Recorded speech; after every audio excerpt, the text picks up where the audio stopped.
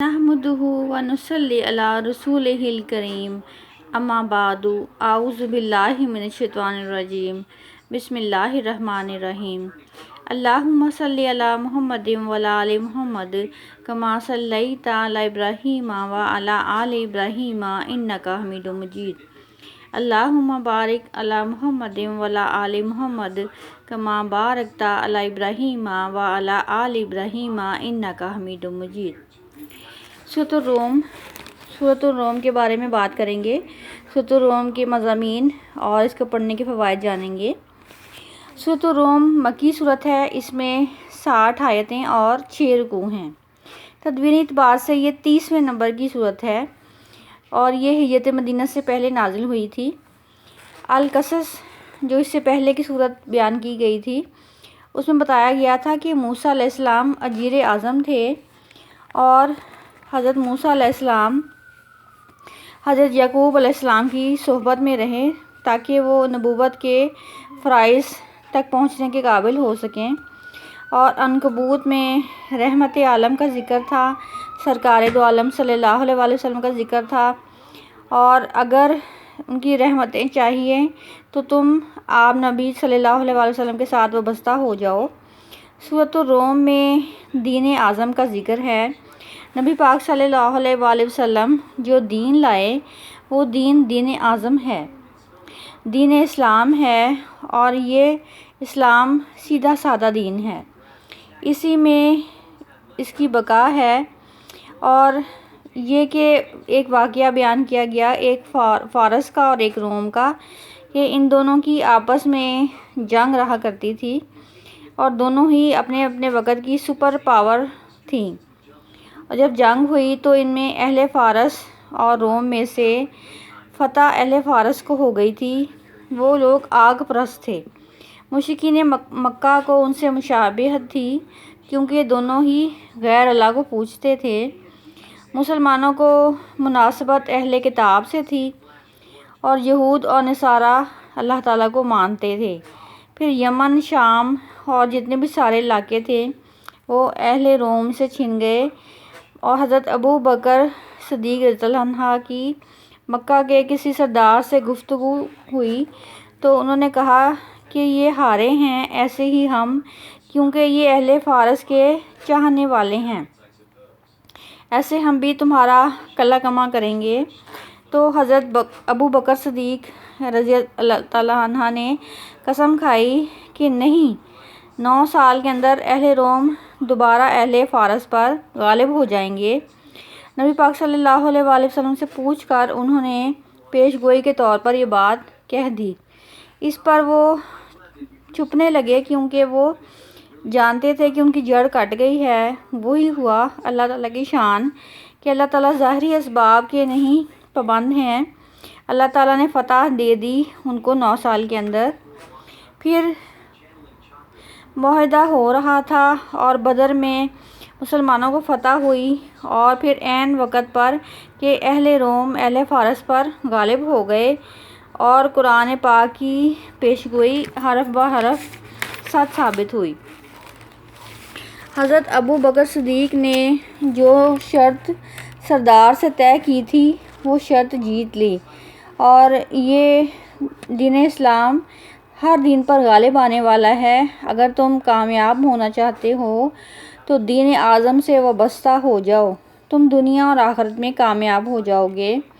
اللہ تعالیٰ نے مسلمانوں سے جو وعدہ کیا ہے، ادھر بدر کے اندر مسلمانوں کو فتح ہوئی، انہوں نے مشرکین مکہ کی جڑ کاٹ دی، اور وہ دین اعظم جس کا اس کے اندر ذکر کیا گیا ہے کہ سارے دین اس میں مدغم ہیں، اس دین کی جس نے تصدیق کی تو گویا اس نے سارے دینوں کی تصدیق کر دی۔ یہ دین پہلے سارے دینوں کی تصدیق کرتا ہے۔ قرآن پاک مصدق ہے اور یہ تورات کی بھی تصدیق کرتا ہے۔ تورات اللہ تعالیٰ کی برحق کتاب ہے۔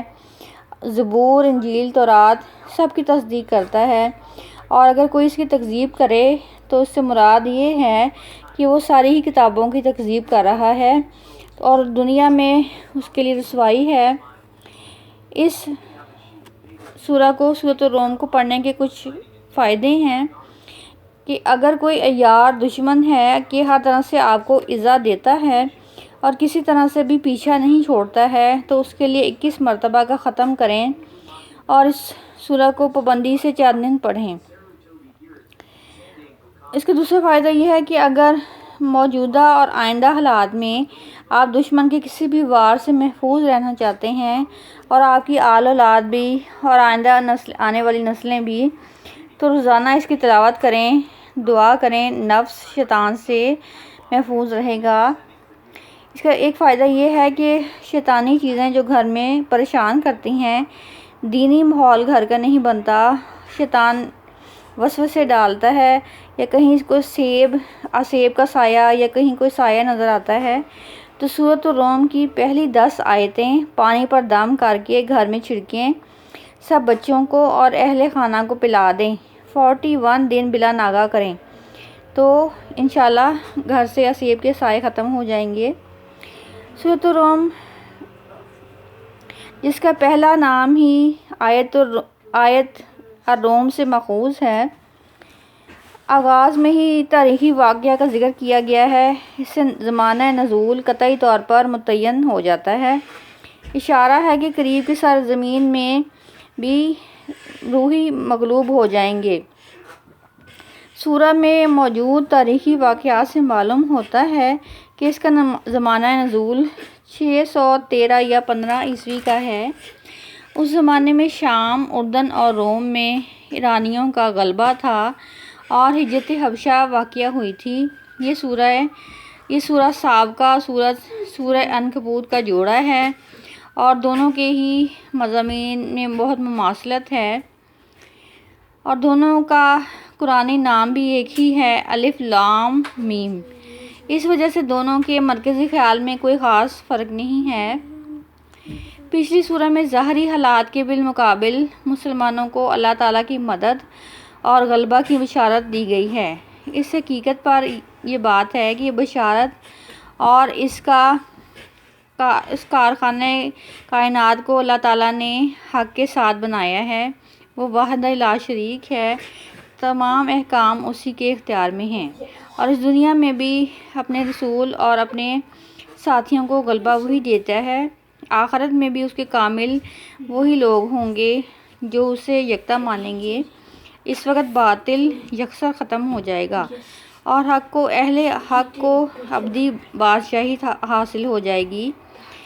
یہ مشرکین مکہ اور مسلمانوں کے درمیان زیر بحث چند مسائل تھے۔ اسی دوران شام اور فلسطین میں واقعہ ہوا کہ مجوسیوں نے حملہ کر کے رومیوں کو وہاں سے بے دخل کر دیا۔ رومی چونکہ عیسائی تھے، اس وجہ سے وہ دین اور عقیدہ سے مسلمانوں سے قریب تھے اور اس قربت کی وجہ سے وہ قدرتی طور پر مسلمانوں سے ہمدردی رکھتے تھے اور مسلمان بھی ان سے ہمدردی رکھتے تھے۔ رومی چونکہ عیسائی تھے، اس وجہ سے دین و عقیدے کے اعتبار سے وہ مسلمانوں کے ذہنی طور پر بہت قریب تھے۔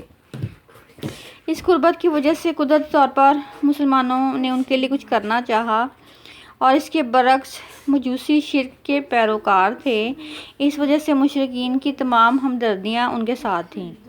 مجوسیوں کے ہاتھوں رومیوں کے شکست سے مشرکین مکہ کو بڑی سہولت ملی اور اس آڑ میں انہوں نے قرآن پاک کی ان باتوں کا مذاق اڑانا شروع کر دیا جو کہ ان کی خواہشات کے خلاف تھیں۔ مثلاً یہ کہ مسلمان کہتے تھے کہ دین توحید ہی حق ہے اور مسلمانوں کو ہی غلبہ ہوگا، یا قیامت آنے والی ہے جس میں حق کا بول بالا ہوگا۔ یہ غلط ہے کہ ان کی یہ چند باتیں سچ ہوں تو بھلا مجوسیوں کو رومیوں پر کس طرح سے غلبہ حاصل ہوتا۔ یہ واقعہ تو اس بات کی صاف مخالفت کرتا ہے۔ اس واقعے کے بعد مشرکین نے کہا کہ اگر مسلمانوں کا عقیدہ ٹھیک ہے تو مجوسیوں نے عیسائیوں کو شکست کیسے دے دی۔ قرآن پاک نے اسی واقعہ کو بنیاد بنا کر ان تمام حقائق کو عصر نو واضح کیا جن کو مشرکین نے متشابہ کرنے کی کوشش کی تھی۔ سورہ کے مطالب کا تجزیہ کیا جائے تو معلوم ہوگا کہ واقعہ کس طرح سے تفصیل سے بیان کیا گیا ہے۔ آیت نمبر 1 سے لے کے 7 تک رومیوں اور مجوسیوں کے واقعے کی طرف اشارہ کیا گیا ہے کہ قوموں کو فتح اور شکست اللہ تعالیٰ کی سنت کے مطابق ہے۔ اس دنیا میں قوموں کے رد و بدل میں جو واقعات پیش آتے ہیں وہ اتفاقی واقعات کے طور پر نہیں آتے ہیں بلکہ اللہ تعالیٰ کی سنت کے مطابق پیش آتے ہیں، لیکن اس سنت کے مطابق ان لوگوں کی نگاہیں نہیں پہنچ سکتی جو صرف دنیا کے ظاہر کو دیکھنے کے عادی ہیں۔ آیات 8 to 18 میں بتایا گیا ہے کہ اس دنیا کے نظام اور اس کی تاریخ پر غور کر کے نتیجہ حاصل کیا جائے تو پتہ چلے گا کہ آخرت لازمی ہے اور یہ لازماً جزا اور سزا پر ختم ہوگی۔ قوموں کی تاریخ سے بھی یہ حقیقت واضح ہوتی ہے کہ اللہ تعالیٰ نے ان کے ساتھ ان کے کردار کے مطابق فیصلہ کیا۔ جب قیامت آئے گی تو اس دن اہل ایمان کو فلاح حاصل ہو جائے گی اور اہل کفر بے مراد ہوں گے۔ جن لوگوں نے اللہ تعالیٰ کے شریک بنا رکھے ہیں تو وہ غلط سہارے پر زندگی بسر کر رہے ہیں۔ عبادت اور اطاعت کا اصل حقدار تو صرف اللہ تعالیٰ ہے۔ اس کی حمد و تسبیح اس کائنات کی ہر چیز کر رہی ہے اور انسانوں کا فرض ہے کہ وہ صبح و شام اس کی تسبیح کریں۔ آیات 19 to 28 میں بتایا گیا ہے کہ قیامت اور توحید کے حق ہونے کے بارے میں کائنات اور انسانی زندگی کے دلائل کیا ہیں۔ پھر آیات 30 to 45 میں بتایا گیا ہے کہ نبی پاک صلی اللہ علیہ وسلم اور آپ صلی اللہ علیہ وسلم کے صحابہ کرام رضی اللہ تعالیٰ عنہ کو اصل دین فطرت پر قائم رہنے اور اسی کی دعوت دینے کی تائید کی گئی ہے اور اس دین کی بنیاد نماز اور زکوٰۃ پر ہے۔ جن لوگوں نے اس دین فطرت کو بگاڑا ہے ان کو ملامت اور تنبیہ کیا اب ان کے محاسبے کا وقت آ گیا ہے اور پچھلی قوموں کی تاریخ سے وہ سبق لیں۔ پھر نبی پاک صلی اللہ علیہ وسلم کو تسلی دی گئی ہے کہ صبر کے ساتھ اپنے کام میں لگے رہیں اور فیصلے کے دن کا انتظار کریں۔ آیات 46 سے 60 تک بتایا گیا ہے کہ وعدہ مدد کے جو ظہور اور دلائل تخلیق و کائنات میں موجود ہیں ان کی طرف اشارہ ہے۔ نبی پاک صلی اللہ علیہ وسلم کو تسلی کہ اپنی دعوت کو لوگوں کے دلوں میں اتار سکتے ہیں، جو سننے والے ہیں وہی اس کی طرف راغب ہوں گے اور ان لوگوں کے رویے سے آپ بد دل نہ ہوں جو کہ اندھے بہرے بن چکے ہیں اور توجہ نہیں دینا چاہتے۔ وآخر دعوانا ان الحمدللہ رب العالمین۔